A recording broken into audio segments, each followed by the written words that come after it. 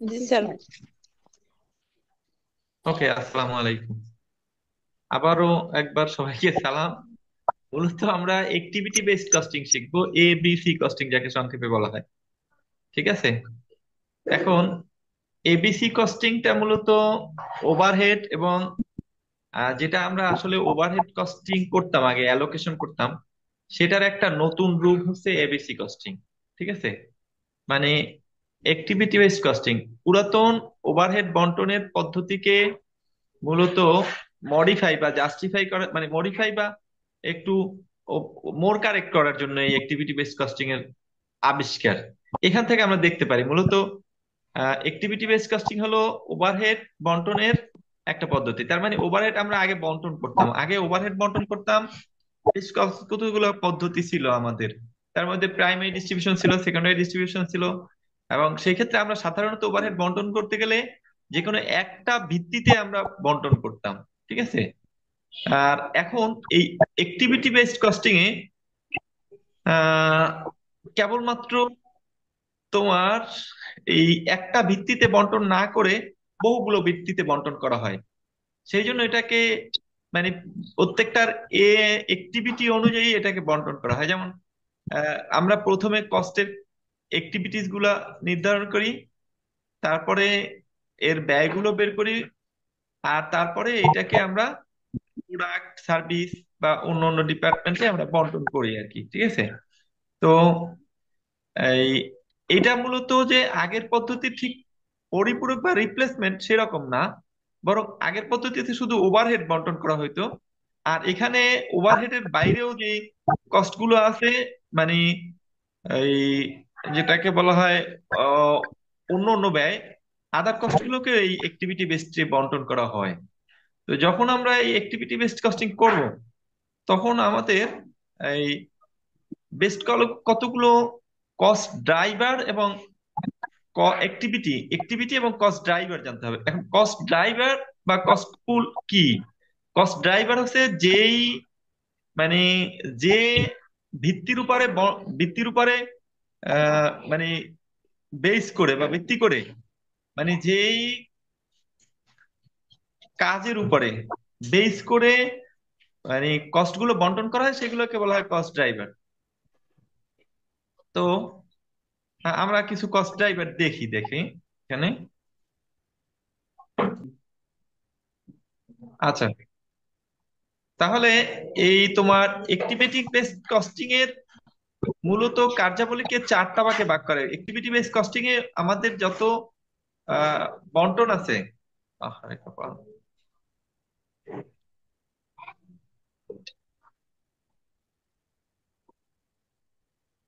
Time কি শেষ হয়ে গেছে নাকি? না, তা তো শেষ হয় না। আচ্ছা, তাইলে তোমার এইখানে মোট চারটা অ্যাক্টিভিটি আমরা বলতে পারি। একটা হচ্ছে একক পর্যায়ের অ্যাক্টিভিটি, অর্থাৎ যে সমস্ত ব্যয়গুলো একক প্রতি বন্টন করা যায় সেটাকে বলা হয় ইউনিট লেভেল অ্যাক্টিভিটিস। মানে যেই কাজের ব্যয়গুলোকে ব্যাচ লেভেলে বন্টন করা যায় সেটাকে বলা হয় ব্যাচ লেভেল অ্যাক্টিভিটিস। যেইটাকে প্রোডাক্ট লেভেলে অর্থাৎ পণ্যের উপরে বন্টন করা যায় সেটাকে বলা হয় প্রোডাক্ট লেভেল অ্যাক্টিভিটিস। আর যেটাতে ফ্যাসিলিটি লেভেল অ্যাক্টিভিটিস, মানে ফ্যাসিলিটি অনুযায়ী, মানে ওটার সুযোগ সুবিধা অনুযায়ী বন্টন করা যায়, সেটা ফ্যাসিলিটি লেভেল অ্যাক্টিভিটিস। যেমন আমরা এখানে চার ধরনের অ্যাক্টিভিটিস দেখি, দেখো। প্রথমটা হচ্ছে ইউনিট লেভেল অ্যাক্টিভিটিস। যেমন মেশিন রিলেটেড খরচা আছে, এগুলো ইউনিট লেভেল অ্যাক্টিভিটিসে বন্টন করা যায়। তার মানে ইউনিট লেভেল অ্যাক্টিভিটিস দুই প্রকারের, একটা হচ্ছে মেশিন রিলেটেড, একটা হচ্ছে লেবার রিলেটেড। মেশিন রিলেটেড কস্টের মধ্যে আছে drilling, cutting, milling, trimming, processing, pressing, এইগুলো সব, এই সমস্ত খরচাগুলো সাধারণত মেশিন আওয়ার্স অনুযায়ী বন্টন করা যায়। এই মেশিন আওয়ার্সই হচ্ছে এখানে ইউনিট, তার মানে একক। তাহলে কি একক? মেশিন আওয়ার্স একক। এই মেশিন আওয়ার্স একক অনুযায়ী বন্টন করা হয় কি সাধারণত? Drilling cost, cutting cost, milling cost, trimming cost, আর প্রেসিং কস্ট। ঠিক আছে। আর কিছু আছে ইউনিট লেভেলের direct labour related cost. Labour related কস্টকে বন্টন করা হয় ডিরেক্ট লেবার আওয়ার্স অনুযায়ী। তাহলে এখানে ইউনিট হচ্ছে ডিরেক্ট লেবার আওয়ার্স, এবং এইখানে সাধারণত assembling cost, planting cost, sanding cost আর হচ্ছে সুইং মানে সেলাই করার কস্ট, এইটা হচ্ছে এই ডিরেক্ট লেবার আওয়ার্স অনুযায়ী বন্টন করা হয়। এবার আসো ব্যাচ লেভেল অ্যাক্টিভিটিস কি কি আছে। ব্যাচ লেভেল অ্যাক্টিভিটিস এর মধ্যে আছে ইকুইপমেন্ট সেটআপ। এটা আমরা যদি সহজভাবে তুলনা করি, সমিলে যেরকম তোমার গাছ কাটে না, ধরো তুমি আহ আহ, আচ্ছা সমিলে কি কি ধরনের গাছের মানে কাটে কি কি বানায় একটু বলো তো তোমরা, কি কি তৈরি করে সমিলে? সমিল সম্পর্কে ধারণা আছে কারো? স্যার আর ওইখানে ওই তো যে খাট, গাছ কাটে খাট বানায় কি আসবাবপত্র কাপড়, তৈরি করার জন্য, ওইটার কথা বলছেন? হ্যাঁ, এখন তারপর কাঠ টেবিলে তো কাটে কি কি বানায় তারা বলো? স্যার খাট চেয়ার টেবিল, স্যার কি কি আলমারি, বানায় বলো? খাট চেয়ার টেবিল। আলমারি সমিলে বানায়। আসবাবপত্র। আহ, স্যার, চেয়ার টেবিল বানাইতে সমিলে। আর আহ, সবিনে তো গাছ কাটে, সবিনে কিছু কাটে বানায়। কি বানায়? গাছ কাটতে কি বানায় সব বলো আমাকে। স্যার গাছ কাইটে কেটে রাইখা দেয় স্যার। কাঠ স্যার ওই যে বানায় গোল স্যার, গোল, ওই যে কাঠ। স্যার বড় বড় গোল স্যার। কাঠ বানায় তক্তা কাঠ। বানায় তো। তক্তা বানায় কে বলছো?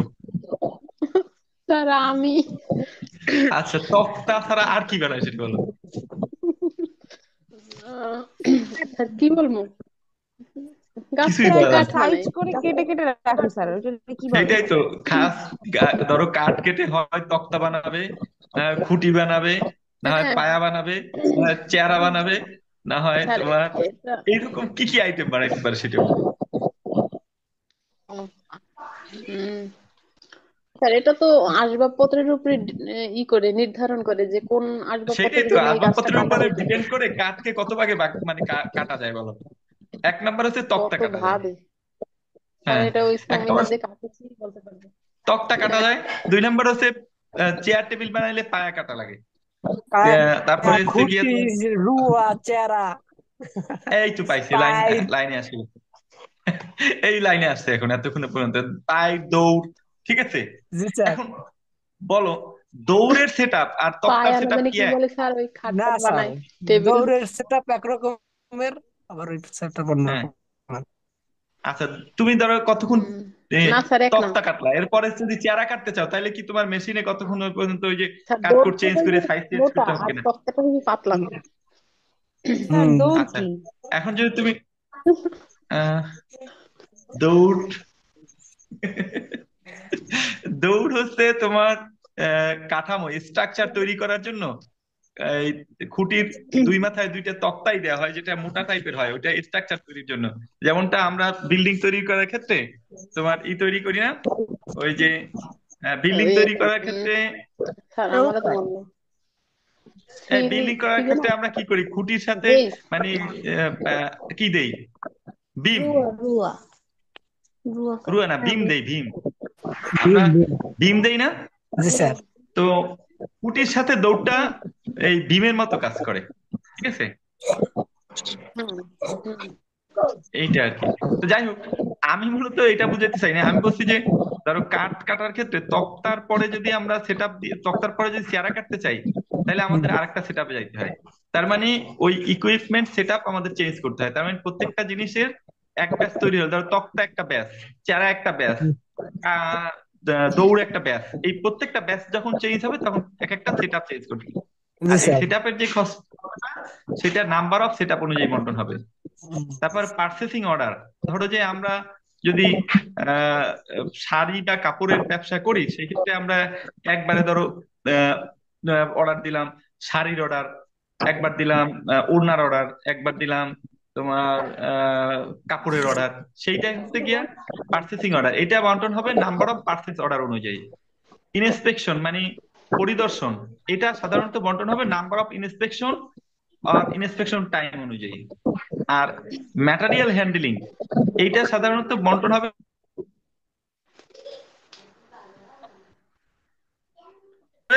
নাম্বার অফ ম্যাটেরিয়াল মুভ, এইটা হচ্ছে ঠিক আছে। এইটাকে এই কস্ট ড্রাইভারে বন্টন করতে হয়। যেমন product design, product level level activities আছে, প্রোডাক্ট ডিজাইন, ইঞ্জিনিয়ারিং চেঞ্জ, এগুলো নাম্বার অফ প্রোডাক্ট ডিজাইন অনুযায়ী, নাম্বার অফ চেঞ্জ অনুযায়ী। ঠিক আছে, আর একটা হচ্ছে facility level activities. Facility level activities এর সাধারণত তোমার plant management salary number of employees manage অনুযায়ী হবে, প্লান্ট ডেপ্রিসিয়েশন হবে স্কোয়ার ফুটেজ অনুযায়ী, প্রপার্টি ট্যাক্স হবে স্কোয়ার ফুটেজ অনুযায়ী, ইউটিলিটিস হবে স্কোয়ার ফুটেজ অনুযায়ী। ঠিক আছে, তাহলে এই হলো কস্ট ড্রাইভার, এই স্যার। অনুযায়ী বর্তমানে আমাদের ওভারহেড গুলো বন্টন হবে। ঠিক আছে, এখন যদি আমরা মূলত অ্যাক্টিভিটি বেসড কস্টিং কে যদি আমরা সহজ হিসাবে মানে তুলনা করতে চাই সাধারণ স্বাভাবিক ভাষায়, তাহলে এটা আমরা আমাদের পুরাতন বন্টন আর নতুন বন্টন এর মধ্যে একটা তুলনামূলক আমরা আলোচনা করতে পারি। যেমন ধরো যে তোমরা চারজনে গিয়ে একটা হোটেলে খাওয়া দাওয়া করলাম, এখন বিল আসছে 400 টাকা, এক একজনে কয় টাকা বিল দিবে বলো?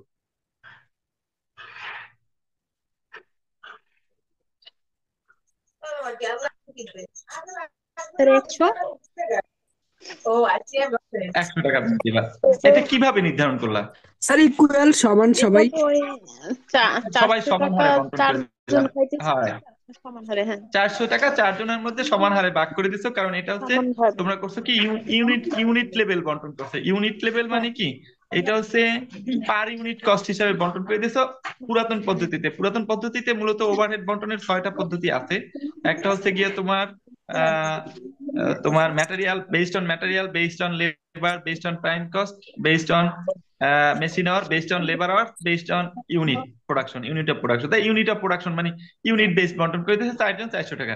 কিন্তু এতে একটা লোক অসন্তুষ্ট হয়ে যাবে, যে কিনা গিয়ে খাইছে হচ্ছে গিয়ে শুধু ভাত আর আলু ভর্তা।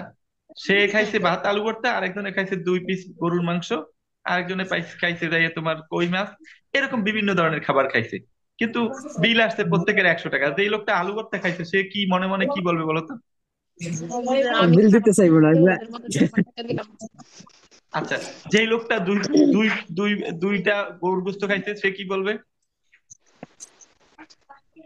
সে সে তো বলবে যে যে খুশিতে ভাত আটখান, দিছে তাই না? তার থেকে আমি ঠকছি।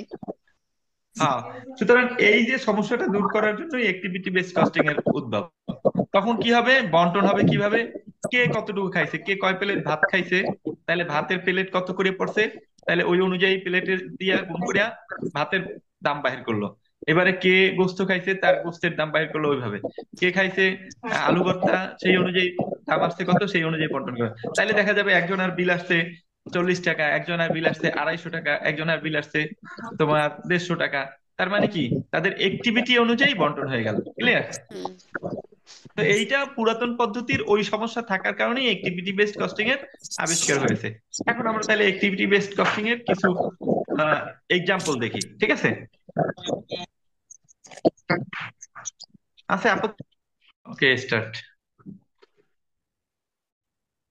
তাহলে আমরা যেই কথা বলতেছিলাম যে কিছু একটা এক্সাম্পলের মাধ্যমে আমরা দেখি যে অ্যাক্টিভিটি বেসড কস্টিং আসলে আমরা কি কিভাবে করব। তো প্রথমত হচ্ছে আমাদের অ্যাক্টিভিটি বেসড কস্টিং এর কোন কোন মানে বেইজে বন্টন হয়। যেমন এখানে বলছে ক্লাসিফাই ইজ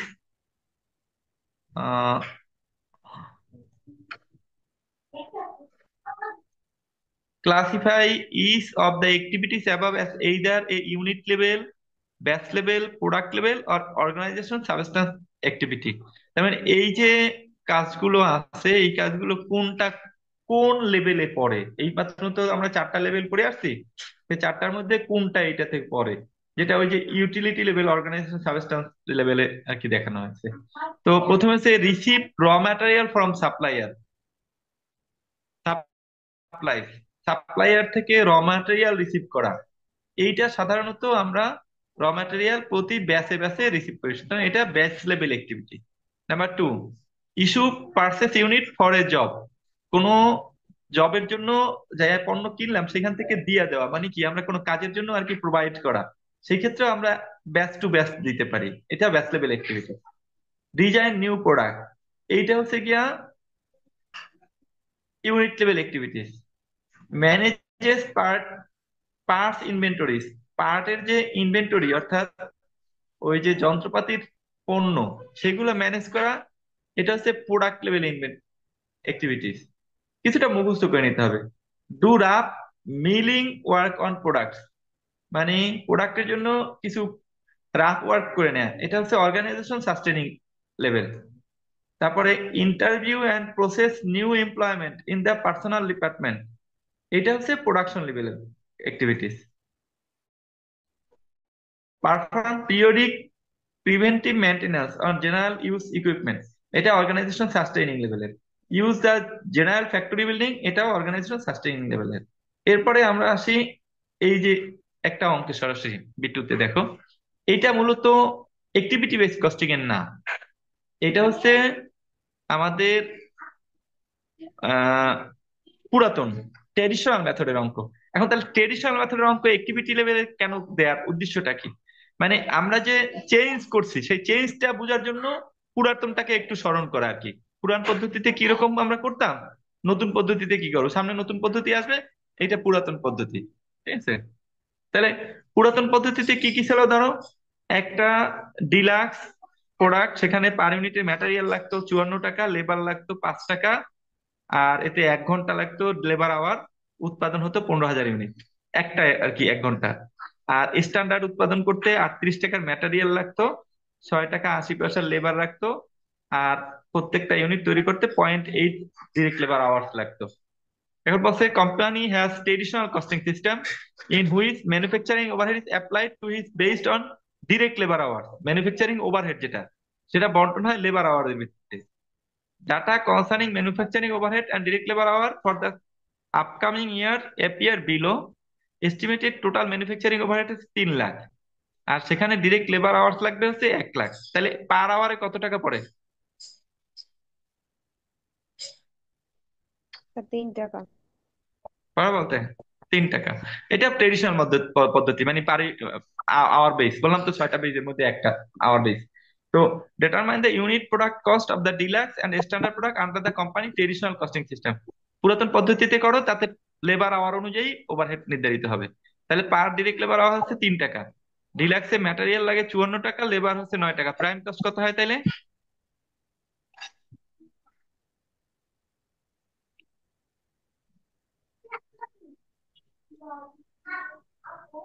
ম্যাটেরিয়াল 54 টাকা, লেবার 9 টাকা, প্রাইম কস্ট কত? স্যার 63 টাকা না? 63 টাকা। আর হচ্ছে তোমার 1 ঘন্টা সময় লাগে, 1 ঘন্টায় প্রতি ঘন্টায় কয় টাকা ওভারহেড? 3 টাকা স্যার। আচ্ছা 3 টাকা। 3 টাকা। তাইলে টোটাল প্রোডাকশন কস্ট আসে 63 টাকা। এটা হচ্ছে ট্রেডিশনাল মেথডে। 3 টাকা। আর স্ট্যান্ডার্ডে তাহলে 38 টাকা, 6 টাকা 80 পয়সা, মোট হয় কত প্রাইম কস্ট? স্যার 38, 44 টাকা 44 টাকা 80 পয়সা। 80 পয়সা। 44 টাকা। আর সেখানে 0.8 ঘন্টা লাগে হচ্ছে, আর ওভারহেড হচ্ছে 1 ঘন্টায় 3 টাকা। তাইলে তোমার 0.8 ঘন্টা হচ্ছে 2 টাকা 40 পয়সা। তাহলে টোটাল খরচা হয় 20 পয়সা। 47 47 টাকা পয়সা 20 টাকা স্যার। 20 পয়সা, অর্থাৎ প্রোডাকশন কস্ট হচ্ছে 47 টাকা বিষয়। এইটা পুরো ফুললি ট্রেডিশনাল মেথড। ঠিক আছে, এবার আমরা তাহলে এবিসি কস্টিং এ আসি। স্যার আপনি রেকর্ড অন করে নেন নাই, ও রেকর্ড অন করছেন? আচ্ছা, তাহলে আমরা সরাসরি আমাদের অ্যাক্টিভিটি বেসড কস্ট বোঝার জন্য 4 নম্বর অঙ্কে চলে গেলাম। ঠিক আছে,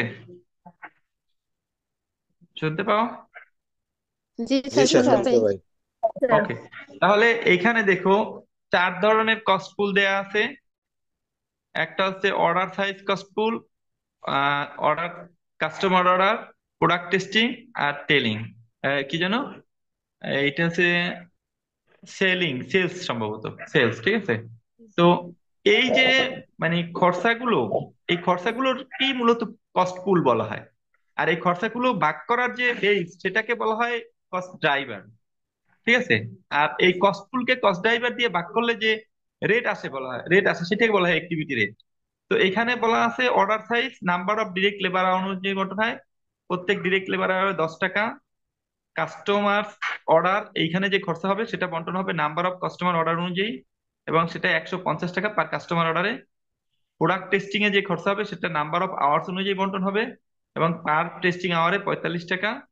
সেলিং বা সেলস যেটাতে হবে সেটা নাম্বার অফ সেলস কল, সেটা হচ্ছে গিয়ে তোমার এই 550 টাকা পার সেলস কল অনুযায়ী বন্টন হয়। এখন বলছে যে the managing director of the company would like information consuming the cost of a recently completed order. দেখো এখানে তাইলে অর্ডার কয়টা? এ একটা স্যার, এ অর্থ একটা। কয়টি? একটি অর্ডার। আচ্ছা, কিসের order? Completed order for heavy duty trailer axles, মানে ওই যে ভারোত্তোলন লোক যন্ত্র আর কি। The order required 200 direct labour hours, তাহলে কত আওয়ার দরকার? 200 ডিরেক্ট লেবার আওয়ার্স দরকার। 4 আওয়ার অফ প্রোডাক্ট টেস্টিং, টেস্টের জন্য লাগে 4 ঘন্টা। আর দুইটা আছে সেলস কল। তাহলে অ্যাক্টিভিটি গুলো আমরা পেয়ে গেছি। কি কি দেখো, 1 নাম্বার অ্যাক্টিভিটি হচ্ছে এ রিসেন্ট কল, মানে রিসেন্ট সেলস, তার মানে একজন কাস্টমার। এই তাহলে সেলস কল না, সেলস কল না, কাস্টমার হচ্ছে একজন কাস্টমার। পার কাস্টমারের খরচা আজকে কত?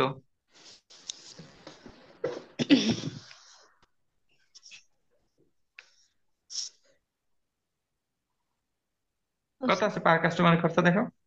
150। 150। তার মানে এটার সাথে রিলেটেড হচ্ছে কাস্টমার অর্ডার। এই নাম্বার 2, 200 ডিরেক্ট লেবার আওয়ার্স। এক লেবার আওয়ার্সে কত খরচা আছে? 10 টাকা। 10 টাকা। তাহলে এইটার সাথে রিলেটেড। প্রোডাক্ট টেস্টিং, এইটা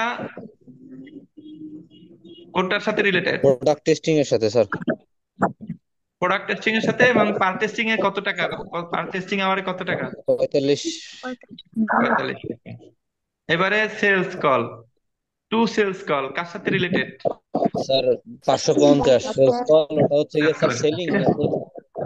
ওই সেলিং এক্সপেন্সটা। তাহলে আমরা এখন এই যে অ্যাক্টিভিটি পদ্ধতিতে এই লোকের, অর্থাৎ সরাসরি এইখানে হেভি টেইলার এক্সেলেস এর কত খরচা সেটা আমরা বের করতে পারবো কিনা?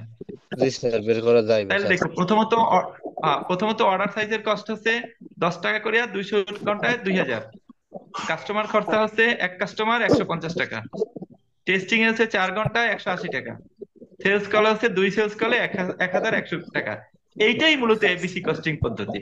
তা আমরা স্যার দুইটা এই অঙ্ক দেখলাম, একটা কাস্টমার হচ্ছে স্যার কাস্টমার হ্যাঁ একজনকে ওই স্যার স্যার ওই রিসেন্টলি কমপ্লিট অর্ডার স্যার, এই জন্য স্যার। হ্যাঁ, এই রিসেন্টলি মানে একটা অর্ডার, মানে কাস্টমার একজন, কিন্তু অর্ডার সেলস কল দিয়েছে দুইটা। একজন কাস্টমার দুইবার সেলস এর জন্য আহ্বান করতে পারে না, মানে কিনতে চাইতে পারে না। হুম। এইটা তো মোটামুটি আমাদের আজকে এই পর্যন্ত থাকবে। তোমরা এই যা যা পড়াইলাম এগুলো দেখে রাখবা। আগামী দিনে আবার এরপরে আমরা অঙ্ক দেখাবো, ঠিক আছে?